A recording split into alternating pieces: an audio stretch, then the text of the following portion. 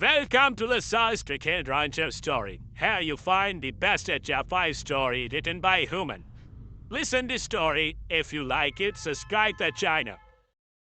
Our videos pop up in your feed more often. Clara Rogers adjusted her well-worn, a sprayed backpack, breathing in the alien air with deep satisfaction. The geological formations before her sparked immediate recognition. The way the purple-tinted rock twisted up into jagged spires reminded her distinctly of hiking through Banff National Park. She turned to share this observation with Leon, who was already crouched to examine the ground's peculiar stations. "Check this out," Leon called, brushing soil away from the rock face. With practiced movements, these layers tell quite a story, probably multiple extinction-level events. But life kept bouncing back, just like Antarctica, during the thermal maximum. Fascinating adaptive radiation patterns in the local floor too, Clara replied, wandering toward a cluster of twisting vegetation. She plucked a leaf, bringing it to her nose. The scent carried familiar notes of resin and minerals, classic signs of drought resistant vegetation. She jotted quick observations in her battered field notebook, already mapping out potential foraging zones in her mind. From the shuttle loading ramp, Commandant Bear watched the humans with increasing concern. Their inner eyelids narrowed as they catalogued the recruits' woefully inadequate preparation. No thermal regulators, no oxygen supplements, not even basic radiation shielding, just primitive cloth garments, and those laughably simple bags that appeared to contain recreational equipment rather than proper survival gear. The rest of the new recruits huddled within the shuttle's protective armored field, their personal shielding systems humming as they peered uncertainly at the training grounds stretching toward the horizon. Manufactured mountains pierced the amber sky, each zone precisely engineered to replicate the most dangerous environments known to the coalition. Acidic swamps steamed in the distance, their caustic vapors kept carefully contained by barrier fields. Frozen wastes gleamed with artificial ice sheets, the grounds having claimed countless lives of wildebeest survivors who dared to challenge them without proper preparation. Yet these humans treated it like a casual excursion. The female, Clara Rogers, according to her file, stood next to the male, Liam Williams, both of whom weren't even wearing atmospheric protective gear as they examined the extremely abrasive volcanic glass deposits with their bare hands. Recruits Beer's voice carried idea across the loading area. With practiced authority, remain in the environmental shelter until proper safety protocols are established. This is not a recreational facility. Clara looked up from her notes with a cheerful wave. "Oh, don't worry about us, Commandant. The air quality readings are well within Earth normal parameters, bit thin, maybe 3,000 N equivalent, but nothing we haven't handled before. The UV index is high, but my sunscreen should do the trick." Sunscreen? Beer's translator struggled with the unfamiliar term. "Yeah, just basic zinc oxide and titanium dioxide barrier cream." Leon explained, standing and brushing purple dust from his cargo pants. "Blocks harmful radiation pretty effectively." Clara's right, though conditions seem pretty mild overall. "Reminds me of my first research post in Antarctica, minus the katabatic winds now. That was properly harsh weather." Beer's scales shifted in distress. These humans clearly didn't grasp the gravity of their situation. The training grounds were carefully calibrated to push even the hardest species to their absolute limits, yet here they were treating it like some kind of nature walk. The Commandant opened their mouth to explain the lethal reality of what lay ahead, but Clara had already wandered off to examine some protruding rock formations, while Liam pulled out what appeared to be primitive water filtration equipment and began testing samples from the nearby stream. Their casual competence was somehow more disturbing than any amount of fear would have been. Beer hoped the humans' apparent resilience was genuine rather than naive bravado. The training grounds had ways of weeding out the overconfident very quickly. In the titanium-reinforced briefing chamber hummed with nervous energy as recruits from across the galaxy settled into their assigned seats. Holographic displays cast stark shadows across scaled, furred, and kittish faces, while Commander Beer began the presentation. "The survival trial is not a test, it is not a competition, it is a forge that will either remake you into the galaxy's best warriors or end your journey permanently." Their claws tapped precise commands into the control panel, bringing up scrolling statistics in vivid detail of those who attempt the trial. 40% to not return. The number pulsed an ominous red. The average survival time is 47 local days. The record for fastest completion stands at 247 days. Tara Rogers' hand shot up, her expression bright with interest. Quick question about resource allocation. Are we allowed to trade between candidates, maybe set up supply catches or sharing systems? The chamber fell silent. The mirror delegation's fur bristled in visible shock, while the representatives' antennae curled tightly against their heads. Even Beer seemed temporarily at a loss for words. The trial is an individual challenge. It finally stated each candidate must prove their personal worth, right? But surely cooperation would improve everyone's chances. Clara persisted. Like, I noticed some excellent CL deposits on our way, and that would be perfect for water storage. We could set up collection points, maybe work out a rotation system for maintaining them. Whispers erupted throughout the chamber, translators struggling to keep pace with the rapid exchanges. A noble clutched their ceremonial survival tokens so tightly their claws left gouges in the precious metal. One of them threw their arms up in disbelief, indicating his notion that what was being suggested was pure madness. Liam barely noticed the commotion, focused on his data pad as he sketched shelter designs. The local rock formations would provide excellent wind barriers if properly reinforced. Some of those fibrous plants he'd spotted could be woven into surprisingly durable roofing material. The atmospheric readings being displayed actually seemed milder than a typical Antarctic winter storm. The radiation levels were hardly worth mentioning compared to a solar flare during minimum ice coverage. The human female has clearly lost her mind. Ex-warrior hissed to their companion to suggest corrupting the trial with cooperation. They spat the word like a curse. I'll wager 50 chromium ingots they call for extraction within 10 days. Their companion chittered back. Their species clearly lacks the intellect to grasp what awaits them. I accept your wager and raise it to 75 ingots of a noble, interjected the male. Hasn't even brought proper environmental shielding. They'll be dead within 5 days. Clara caught fragments of these exchanges and frowned. Thoughtfully, hey Leon, she whispered, I think we might be missing some cultural context here. Should we maybe dial back the collaborative approach? Leon glanced up from his sketches. Probably, though I'm more concerned about their apparent dependence on environmental shielding. Seems like a single equipment failure could be fatal if they haven't developed any natural adaptation. Good point. We should definitely include some basic survival tutorials in our cache system. Once we get it set up, just in case. She began jotting notes about weatherproofing techniques that could be easily demonstrated to other species. Bird's voice cut through the murmuring crowd. The environmental hazards you will face have been specifically calibrated to push the absolute limits of survival. Each zone presents unique challenges that have claimed the lives of countless candidates. This is not an expedition. This is not an adventure. This is a test of your species' ultimate potential. Clara raised her hand again, but Leon gently pressed it back down. Some revelations, he decided, were better discovered gradually. Let their fellow candidates maintain their illusions about survival, requiring complex technology and individual heroics. The humans would simply do what they always done: adapt, improvise, and quietly help others to the same. Besides, he thought, as he added notes about snow cave construction to his shelter designs, it would be a shame to spoil their wagering fund just yet. Crimson light spilled across the deployment zone as Clara double-checked her bootlaces, a habit ingrained from years of leading wilderness expeditions. Nearby, a cave warrior knelt in the dirt, mandibles moving swiftly in specific patterns as they performed their species' pre-battle meditation. Scientists methodically inspected their survival suit seals for the 7th time that morning, muttering calculations under their breath. Wind howled through the ravine ahead, its jagged walls stretching up into the amber sky. Standard procedure called for days of planning before attempting a crossing, yet Clara had already secured a climbing rope to a sturdy outcropping and was demonstrating proper knot techniques to growing audience. See how the rope locks against itself here. She guided his fur hands through the motions. That's what makes it self-tightening. The more weight you put on it, the more secure it becomes. The safety committee hasn't completed their assessment. The M protested weakly, even as their fingers traced the elegant simplicity of the knot. The winch valuables alone require at least 3 days of monitoring. Clara smiled. Sometimes the best way to learn is by doing. Here, I'll go first and show you the hand positions. It's really quite straightforward. Once you get the rhythm down. In another sector, Liam sat cross-legged on a patch of thermally unstable ground, calmly unpacking his trail mix, while the 6 slimed predator circled him with prominent threat.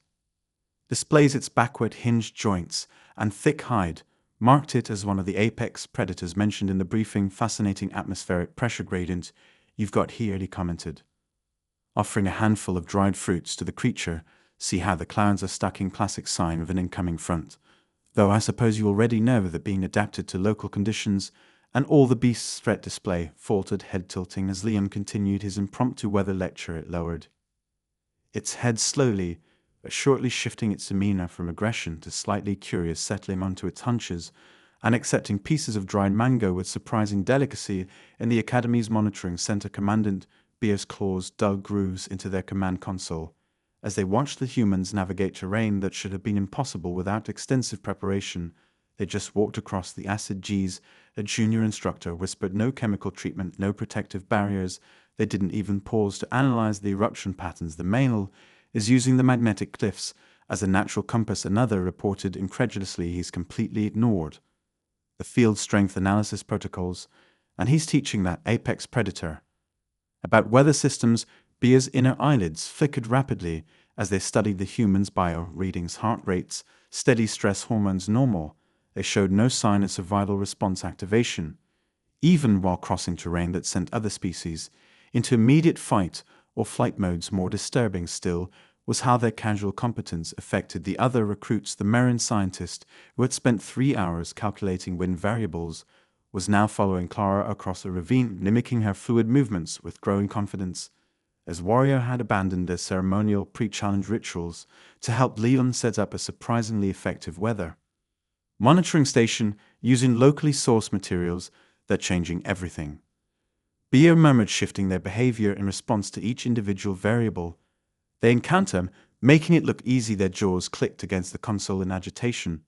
Pull up their background files again. There must be something we missed, some explanation for this level of environmental comfort. The files appeared, displaying Clara's experience leading extreme hiking expeditions, and Leon's years maintaining Antarctic research. Stations patched me through to the xenobiologist Beer commanded. I need to know everything about their home world, something about their evolution, has produced a fundamentally different approach to survival itself. On the main display, Clara demonstrated how to identify edible fungi while crossing a patch of unstable ground that shifted beneath their feet. Leon's new predator friend followed behind, helpfully indicating which specimens were safest for consumption. By demonstration, the humans had been deployed for less than 6 hours, and they had already invalidated nearly every survival protocol. In the Academy's database, Clara's experienced eyes picked out the ideal campsite, just as the alien sun began to set a natural hollow near. Clear running streams sheltered from the wind by rock formations that would also reflect heat back toward their sleeping areas. She gathered an armload of appropriately sized branches, automatically sorting them by thickness. As she walked, perfect spot for a fire pit here, she called to Leon, already arranging stones in a practiced circle. Good ventilation, natural windbreak. Minimal risk of spread. The word fire set nearby recruits scrambling for emergency gear. Scientists activated their atmospheric containment field. While the Keys Warrior reached for their emergency beacon, they froze in confusion. As Clara calmly struck a match, the tiny flame dancing between her fingers as she arranged kindling. Is she controlling it? The M's voice quavered with disbelief as the fire grew steadily. Under Clara's careful tending, how is she containing the reaction without suppression fields? Leon looked up from where he was constructing a water filtration system. Using layers of stone, fibrous vegetation, and strips cut from a spare shirt, basic fire management, stack the fuel properly, maintain airflow, keep it contained. Nothing special. His filter design drew the attention of the Academy's monitoring technicians, their sensors indicating water purity levels exceeding standard issue survival equipment. They ran the scans 3 times, unable to accept that such a primitive arrangement of natural mat materials could outperform their advanced water filtration technology. The aroma of Clara's cooking soon filled the air. She had supplemented their protein bars with local vegetation, identifying edible species based on characteristics similar to earth plants, and wildlife observation. The combination simmered in their camping pot, producing a surprisingly appetizing stew. Would anyone like to try some? She offered to the growing crowd of curious aliens drawn by the unfamiliar smell. I found some tubers that taste almost like potatoes, and these purple leaves have a nice peppery flavor. You deliberately burn nutrients. Ex-observer antenna waved in confusion. The chemical energy is already accessible. Why waste resources creating heat? Improves digestibility. Leon explained, accepting a bowl from Clara breaks down complex compounds, kills harmful microorganisms. makes nutrients more bioavailable, plus it tastes better in the medical monitoring station. The Academy's chief physician stared at their readings in growing frustration. These can't be right. Their core temperatures are perfectly stable without thermal regulation, metabolic rates optimal without supplemental atmospheric processing. They're not even using basic radiation shielding. Their thermal management is particularly interesting. A junior medic noted they're using the fire's heat to maintain comfortable conditions, rather than relying on internal environmental systems. It's so primitive yet undeniably effective. Clara demonstrated fire-tending techniques to their fascinated audience, showing how to add fuel gradually and manage airflow. Several aliens accepted small bowls of stew, their initial trepidation giving way to surprise appreciation of the improved flavors and textures. Leon's apex predator friend had returned, curling up near the fire's warmth. With surprising domesticity, it accepted pieces of cooked tuber from Clara's hand, its glossy eyes reflecting the flames and mesmerizing patterns. The humans have somehow harnessed the power of primitive survival techniques to their advantage, the chief physician reported to Beer. They're demonstrating ingenuity that previous species who took on our course have not even come close to. As darkness settled across the training grounds, the human campfire became a beacon in the night. Other recruits found themselves drawn to its warmth, to the strange comfort of the human easy companionship. One by one they began to ask questions about these ancient techniques that seemed to ignore everything they thought they knew about survival. Clara smiled as she demonstrated the perfect marshmallow roasting technique to a thoroughly confused but intrigued end scientists. Sometimes the old ways really were the best ways. You just had to be willing to learn them. Clara noticed the gathering of recruits watching their camp from what they considered a safe distance. She waved them over with her characteristic warmth. Come join us. I was just about to demonstrate some basic nuts that work great for emergency shelters. The aliens approached cautiously, drawn by the humans' inexplicable comfort. Soon Clara had them practicing simple lashings using local vines. Her patient instruction helping them overcome their instinctive caution about primitive techniques. This is similar to what I teach beginners on weekend trips, she explained, helping adjust their grip.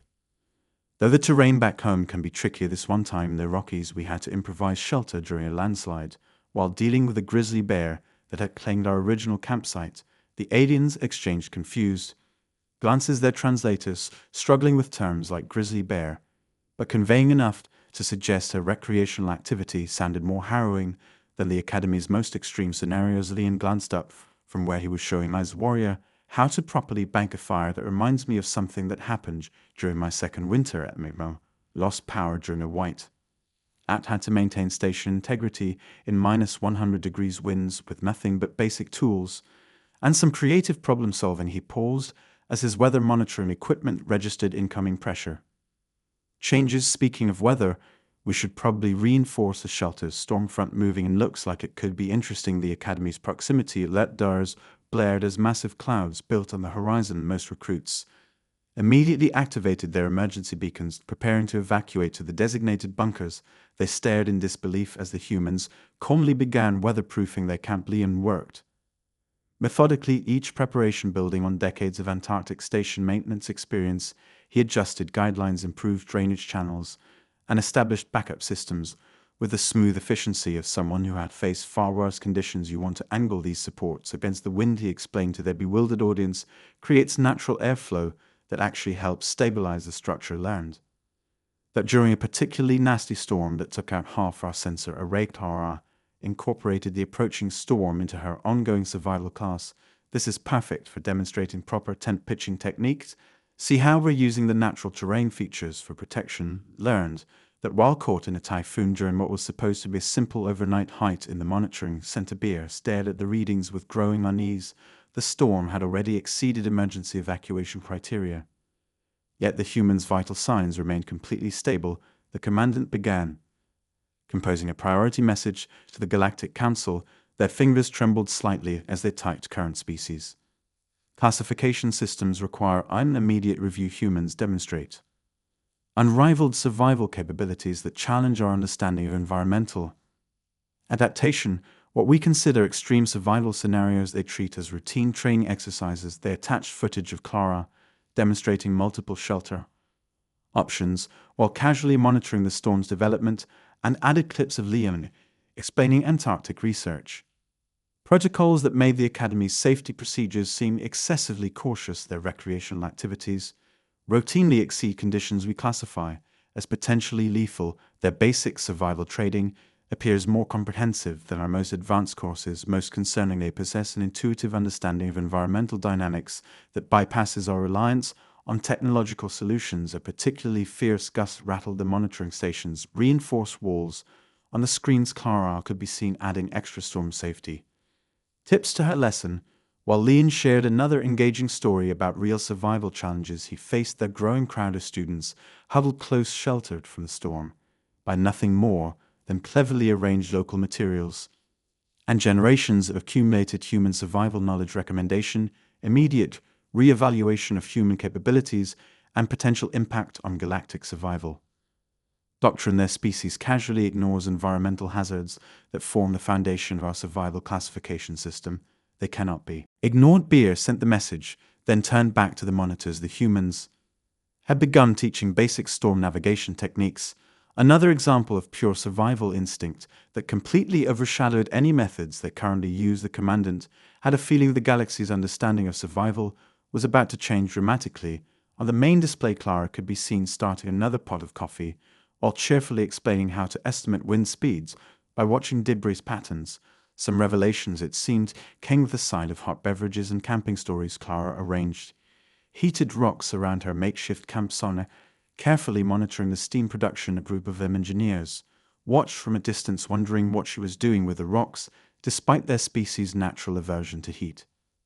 Clara's earlier demonstration of fire-tending techniques had given them a boost of confidence in being around and handling thermal energy, making them now feel curious rather than cautious. The key is managing the temperature gradient, Clara explained when they finally approached. You want steady warmth, not intense heat here. Feel how the powder rocks create a buffer zone. The Mara tentatively extended sensitive fingers toward the arrangement. Their expressions shifted from trepid to fascination as they experienced precisely controlled warmth rather than threatening heat.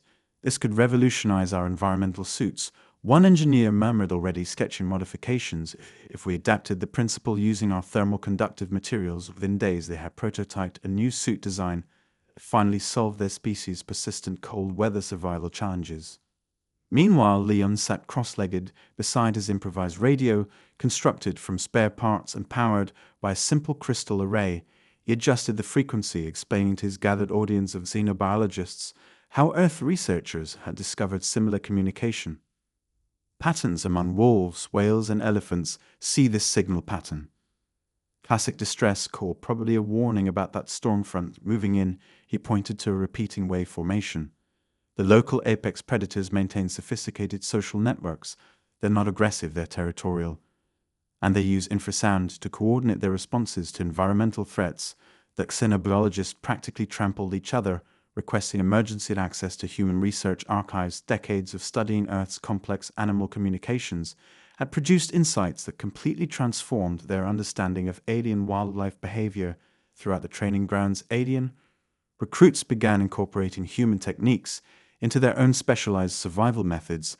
Ex-warrior combined their species' traditional cave navigation with Clara's rope systems to develop unprecedented climbing capabilities, and scientists integrated Leon's weather prediction techniques with their atmospheric sensors to create early warning systems far more reliable than their previous technology. During routine equipment inspections, Beer found their staff increasingly consulting the humans for advice. Clara examined a standard issue environmental suit, immediately spotting the thermal regulation problem that had plagued the design for decades.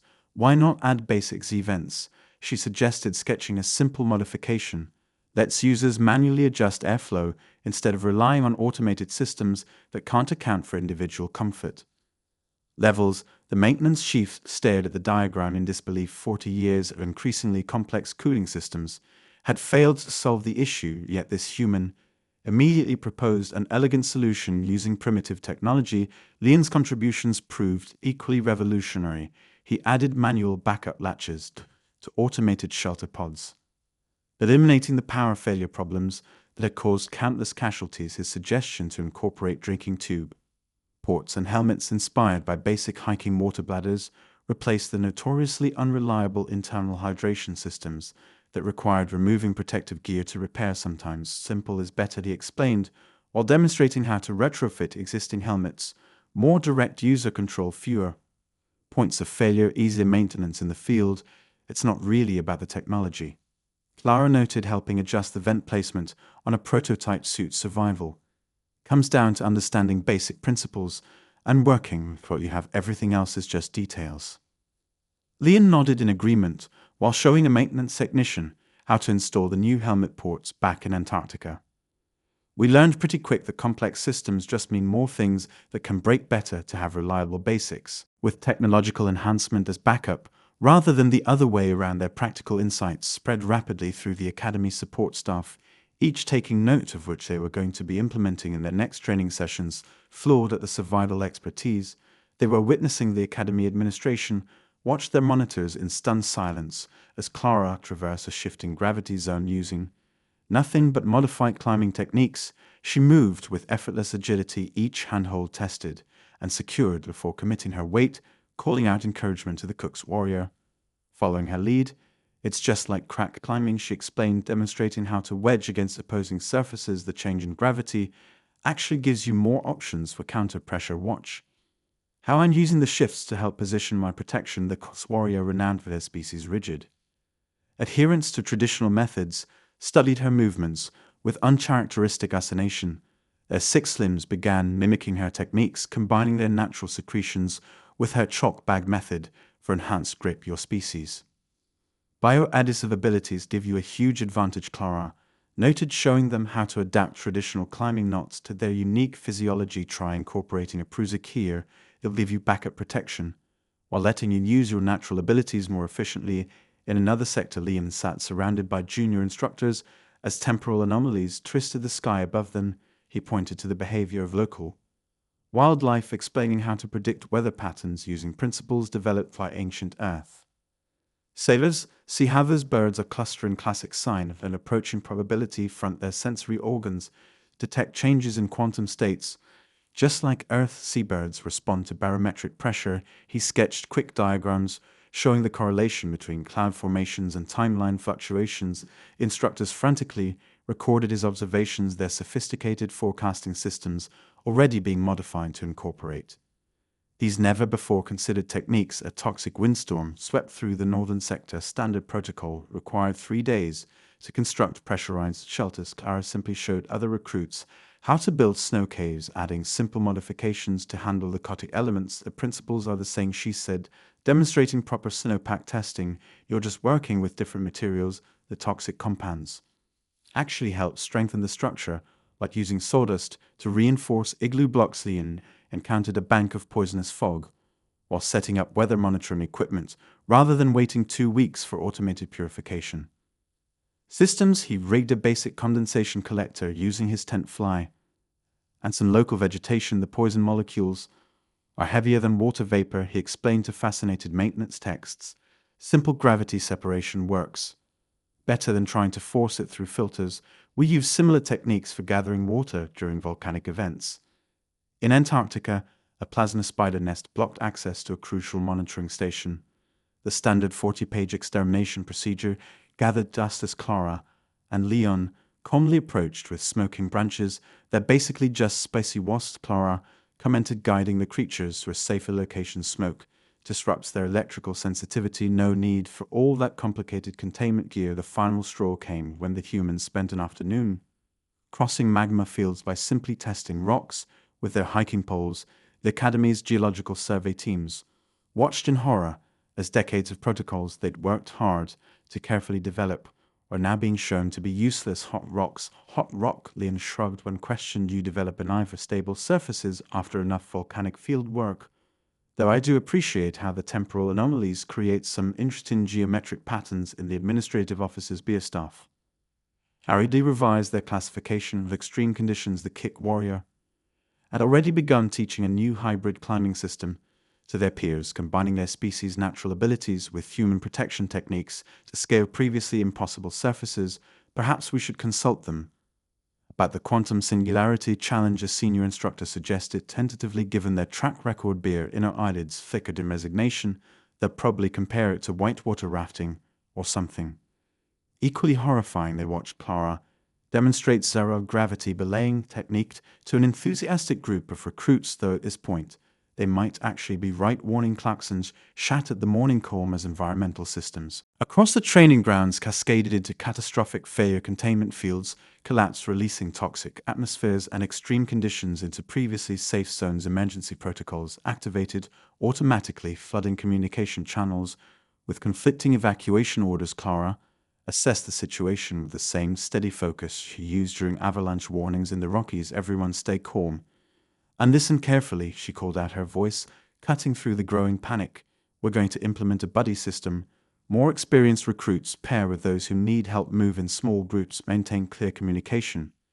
She directed traffic at a major intersection of emergency routes, coordinating movement to prevent bottlenecks, while keeping track of group numbers with practiced efficiency. Just like managing tourists during a storm. Warning, she commented to a passing and keep the crowd flowing, watch for stragglers, maintain clear escape routes. Leon had already begun applying Antarctic emergency protocols to the situation. These environmental breaches follow similar patterns to station decompressions, he explained, while setting up guidance markers. We need to establish safe corridors and maintain positive pressure gradients to prevent contamination spread. He demonstrated how to test air currents using simple indicators made from local materials, showing other recruits how to identify safe paths through the chaos's practical knowledge of maintaining research stations during extreme weather events. Translated perfectly to managing multiple environmental hazards, the human's calm competence naturally drew others into supporting roles. The cook warrior who had learned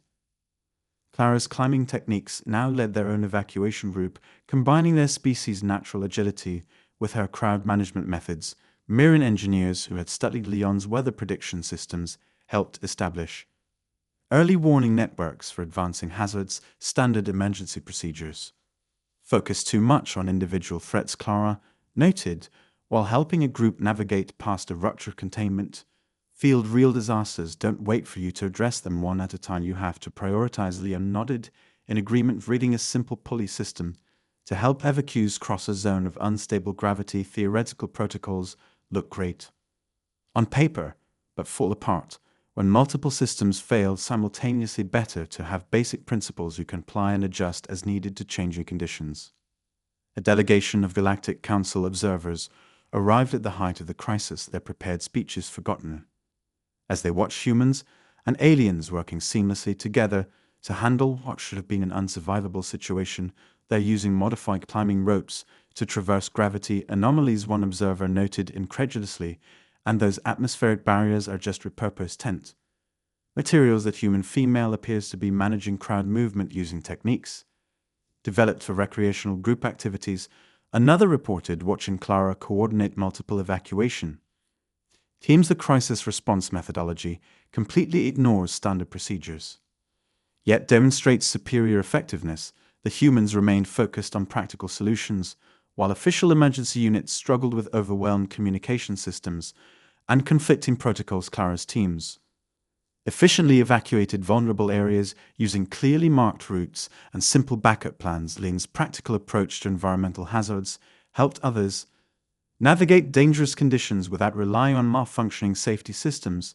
This is how we handle backcountry emergencies, Clara explained to a council observer who asked about their methodology. Clear communication, flexible response, everyone trained in basic survival skills. Technology is great until it fails, then you need to fall back on fundamental techniques that don't require power or complex systems. Leon added his perspective while helping establish a temporary shelter using local materials. Antarctic stations taught us to plan for multiple simultaneous failures. You can't always wait for perfect conditions or official procedures. Sometimes you just have to work with what you have and trust your training. This species appears to have developed crisis management techniques that transcend technological limitations.